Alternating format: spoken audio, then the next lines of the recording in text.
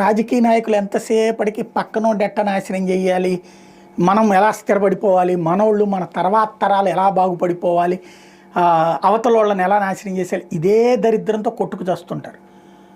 అలా కాకుండా వాటితో సంబంధం లేకుండా సన్యాసిని తీసుకొస్తే ముఖ్యమంత్రిని చేస్తే ఎలా చేసి చూపెడుతున్నాడు యోగి ఆదిత్యనాథ్ని చూసి నేర్చుకోవాలి.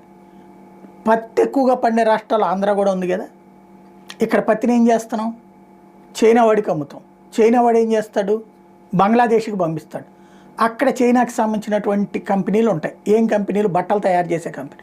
ఏం బట్టలు తయారు చేసే కంపెనీలు, ఇప్పుడు మనం తీసుకునే ఫ్రాన్స్ బ్రాండ్ అని, అమెరికా బ్రాండ్ అని, కెనడా బ్రాండ్ అని చెప్పుకునే గొప్ప గొప్ప బ్రాండెడ్ కంపెనీల సంబంధించినటువంటి వాళ్ళకి బట్టలు తయారు చేసి అమ్మేటటువంటిదంతా కూడా చైనాని. పత్తి మనది, కార్మికులు బంగ్లాదేశ్ వాళ్ళు, పెట్టుబడి చైనా వాడిది.